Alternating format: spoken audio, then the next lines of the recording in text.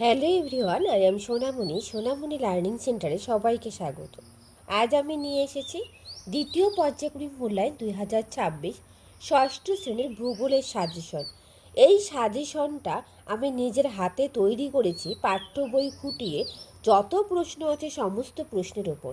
আশা করি এই সাজেশন থেকে তোমাদের সমস্ত প্রশ্নই কমন পড়ে যাবে দ্বিতীয় পর্যায়ক্রমিক মূল্যায়নে। এখানে দেখো কি কি ধরনের প্রশ্ন আছে সঠিক উত্তর নির্বাচন করো, রয়েছে শূন্যস্থান পূরণ করো, সত্য মিথ্যা নির্বাচন করো, বাম স্তম্ভ ডান স্তম্ভ মেলাও, যেরকম প্রশ্ন তোমাদের পরীক্ষাতে থাকে। তারপর রয়েছে এক কথায় উত্তর দাও, রয়েছে 2 নম্বরের প্রশ্ন এবং 5 নম্বরের প্রশ্ন। সমস্ত রকমের প্রশ্ন আমি এই সেটটাতে রেখেছি। তোমরা ভিডিওটা স্কিপ না করে ভিডিওটা প্রথম থেকে শেষ পর্যন্ত দেখবে। তাহলে চলো শুরু করা যাক আজকের পর্বটি। দেখো একের দাগে বলেছে সঠিক উত্তর নির্বাচন করো। প্রত্যেকটারই আমি সঠিক উত্তরগুলো লিখে রেখেছি, তোমরা সেগুলো অবশ্যই খাতায় নোট ডাউন করবে। দেখো 1 নম্বর প্রশ্ন, স্ট্র্যাটোস্ফিয়ারে যে গ্যাস অতি বেগুনি রশ্মি শোষণ করে সেটি হলো ওজোন গ্যাস। এখানে বিভিন্ন ধরনের অপশন দেওয়া ছিল, আমি অপশনগুলো লিখে রাখিনি, শুধু উত্তরটা করে লিখে রেখেছি।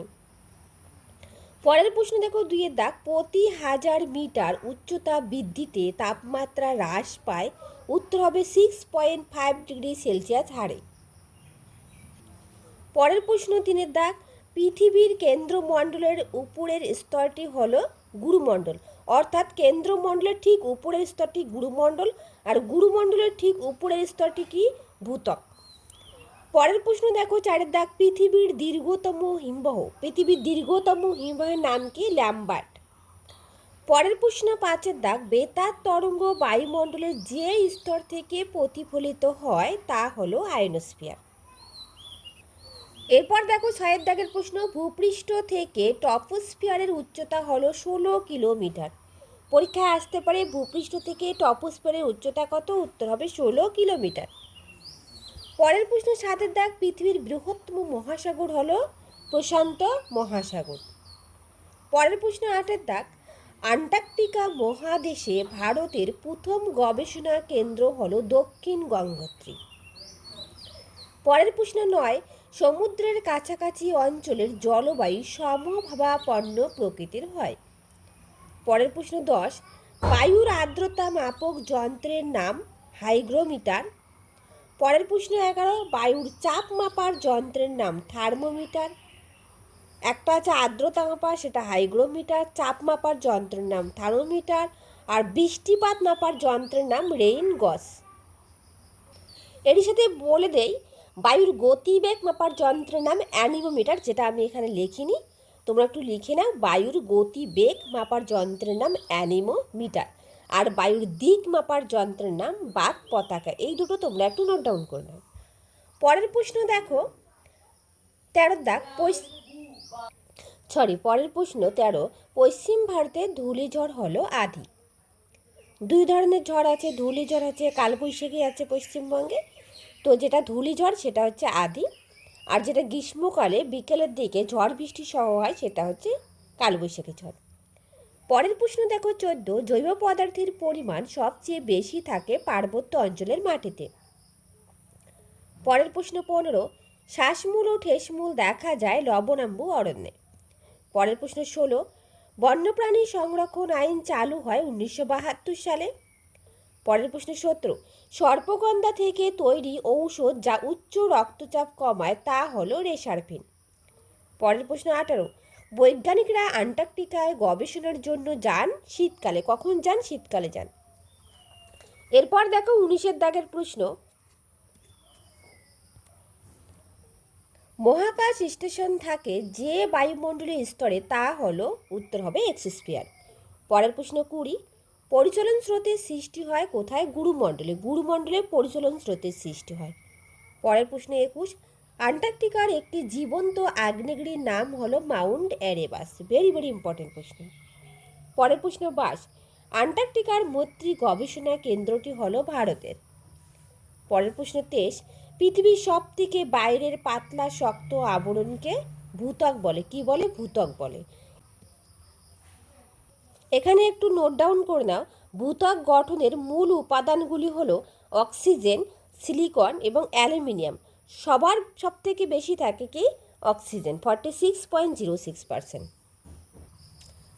এরপর দেখো পরের প্রশ্ন 24-এর দাগ, পৃথিবীর অ্যালবেডোর পরিমাণ হলো 35%। পরের প্রশ্ন 25, 30 থেকে 35 বছরের গড় আবহাওয়াকে বলা হয় জলবায়ু। পরের প্রশ্ন 26, তুলো চাষ করা হয় কালো মাটিতে, অর্থাৎ তুলো চাষ সব থেকে ভালো হয় কোন মাটিতে? কালো মাটিতে। পরের প্রশ্ন দেখো 27-এর দাগ, নবীন পলির আর এক নাম হলো খাদার মাটি। আর পরের প্রশ্ন দেখো দেওয়া আছে, প্রাচীন পলি মাটিকে কি বলা হয়? উত্তর হবে ভাঙর মাটি। এই খাদার মাটি, ভাঙর মাটি খুব ইম্পর্টেন্ট। পরের প্রশ্ন 29, শ্বাসমূল দেখা যায় ম্যানগ্রোভ অরণ্য বা লবণাম্ব উদ্ভিদে। পরের প্রশ্ন 30, আম গাছ কি জাতীয় অরণ্যের উদ্ভিদ? উত্তর লিখবে ক্রান্তীয় পাতা ঝরা অরণ্য। পরের প্রশ্ন 31, পশ্চিমঘাট পর্বতের পূর্ব ঢাল হলো বৃষ্টির ছায়া অঞ্চলের উদাহরণ। পরীক্ষায় আসতে পারে একটি বৃষ্টির ছায়া অঞ্চলের উদাহরণ দাও। উত্তর হবে পশ্চিমঘাট পর্বতের পূর্ব ঢাল। পরের প্রশ্ন 32, যে পদ্ধতিতে আগত সৌররশ্মি ভূপৃষ্ঠকে উত্তপ্ত করে তা হলো বিকিরণ পদ্ধতি। পরের প্রশ্ন 33, পৃথিবীর সর্বাধিক বৃষ্টিবহুল স্থান হলো মৌসিনরাম। এখানে যে প্রশ্নগুলো আমি রেখেছি প্রতিটা প্রশ্নই ভেরি ভেরি ইম্পর্টেন্ট। তার সাথে বলে রাখি, যদি তোমাদের ভিডিওটা ভালো লেগে থাকে প্লিজ একটা লাইক, শেয়ার অ্যান্ড কমেন্ট করবে, আর যা নতুন সাবস্ক্রাইব করে পাশে থাকবে। এরপর দেখো পরের প্রশ্ন 34-এর দাগ, পৃথিবীকে বেষ্টন করে থাকা গ্যাসীয় আবরণ হলো বায়ুমণ্ডল। পরের প্রশ্ন 35, বেশি পরিমাণে জৈব পদার্থ থাকে পার্বত্য অঞ্চলের মাটিতে। পার্বত্য অঞ্চলের মাটিতে সবথেকে বেশি পরিমাণে জৈব পদার্থ থাকে। পরের প্রশ্ন 36, যেখানে পশুচারণ, শিকার করা, অন্যান্য ক্রিয়াকলাপ নিষিদ্ধ তা হলো সংরক্ষিত অরণ্য। পরের প্রশ্ন দেখো, প্রতি বছর কোন মাসের প্রথম সপ্তাহে বন্যপ্রাণ সপ্তাহ হিসাবে পালিত হয়? উত্তর লিখবে অক্টোবর মাস। পরের প্রশ্ন 38, ভারতের ক্রান্তীয় চিরসবুজ অরণ্য দেখা যায় উত্তর পূর্বাঞ্চলে। পরের প্রশ্ন 39, পৃথিবীর ক্ষুদ্রতম মহাদেশ হলো ওয়াশিনিয়া মহাদেশ। পরের প্রশ্ন 40, পৃথিবীর জলভাগের পরিমাণ হলো 71%। পরের প্রশ্ন 41, পৃথিবীর স্থলভাগের পরিমাণ হলো 29%। পরের প্রশ্ন 42, বায়ুর দিক মাপার যন্ত্রের নাম বাত পতাকা। পরের প্রশ্ন 43, পশ্চিমবঙ্গের গ্রীষ্মকালে বজ্রবিদ্যুৎ সহ ঝড় বৃষ্টিকে বলে কালবৈশাখী। কি বলে? কালবৈশাখী। পরের প্রশ্ন 44, জলদাপাড়া হলো একটি অভয়ারণ্য। পরের প্রশ্ন 45, দক্ষিণ ভারতের সব থেকে উর্বর মাটি হলো কালো মাটি। পরের প্রশ্ন 46, ভারতের পশ্চিমী ঝঞ্ঝার প্রভাব দেখা যায় শীতকালে। পরের প্রশ্ন 47, উচ্চ রক্তচাপ কমাতে ব্যবহৃত হয় সর্পকন্থা গাছের ছাল। পরের প্রশ্ন 48, উষ্ণতার প্রসর বেশি হয় কোথায়? রাজস্থানে। পরের প্রশ্ন 49, ম্যানগ্রোভ অরণ্যের উদ্ভিদ হলো সুন্দরী, গরান, গেওয়া, হোগলা, গোলপাতা, কেওড়া, এগুলো হচ্ছে ম্যানগ্রোভ অরণ্যের উদ্ভিদ। পরের প্রশ্ন 50, লুও আদি হলো এক ধরনের ঝড়। পরের প্রশ্ন দেখো 51, হিমালয় পার্বত্য অঞ্চলে দেখা যায় সরলবর্গীয় অরণ্য। পরের প্রশ্ন 52, ছোটনাগপুর মালভূমি অঞ্চলে দেখা যায় ল্যাটেরাইট মাটি। পরের প্রশ্ন 53, লাল মাটিতে বেশি থাকে কি? বেশি থাকে? লোহার পরিমাণ বেশি থাকে। পরের প্রশ্ন 54, মৌসুমী বায়ুর প্রত্যাবর্তন হলো উত্তর হবে শরৎকাল। পরের প্রশ্ন 55, পৃথিবীর দ্বিতীয় বৃহত্তম মহাদেশ হলো আফ্রিকা মহাদেশ। পরের প্রশ্ন 56, কাজিরাঙা জাতীয় উদ্যান বিখ্যাত একশৃঙ্গ গন্ডারের জন্য। পরের প্রশ্ন 57, বিশ্ব অরণ্য দিবস পালিত হয় 21শে মার্চ।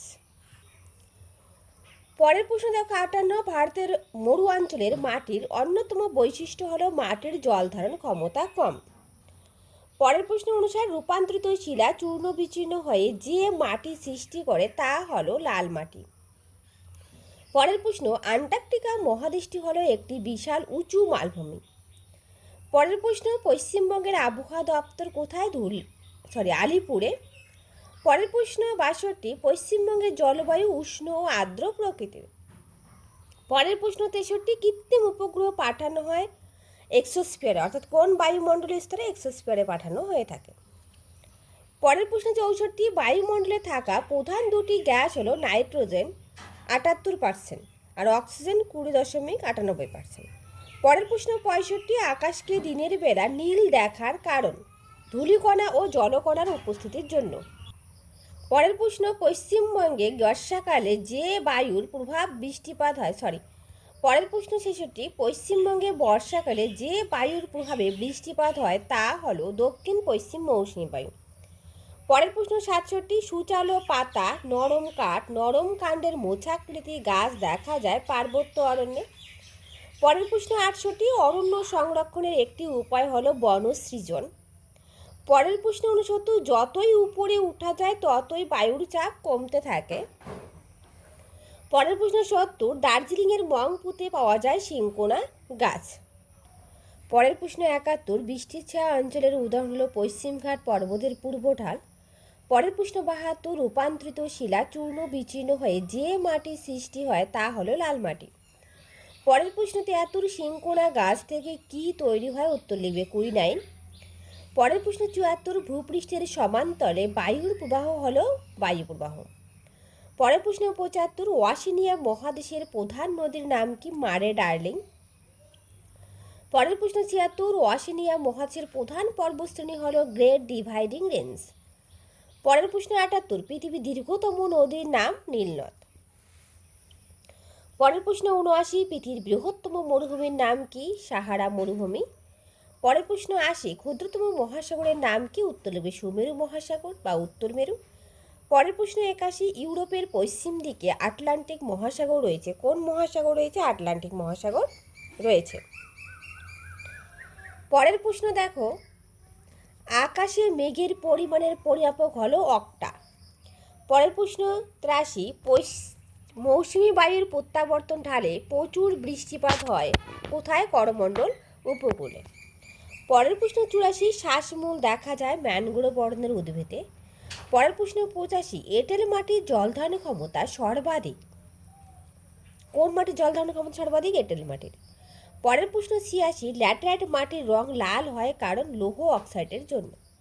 পরের প্রশ্ন 87, সমুদ্রপৃষ্ঠ থেকে ভূমিরূপের উচ্চতা বাড়লে তাপমাত্রা কি হবে? কমবে। দেখো আজ রইল এই পর্যন্ত। পরের দিন আমি বাকি যে প্রশ্নগুলো রয়েছে সেই প্রশ্নগুলো নিয়ে আসবো সেট 2 বলে। তোমরা অবশ্যই ভিডিওটা প্রথম থেকে শেষ পর্যন্ত দেখবে। আরও নতুন নতুন ইম্পর্টেন্ট প্রশ্নগুলো রয়েছে যেগুলো ভেরি ভেরি ইম্পর্টেন্ট, পরীক্ষায় আসবে, সেই প্রশ্নগুলো রয়েছে আমি পরের দিন নিয়ে আসবো।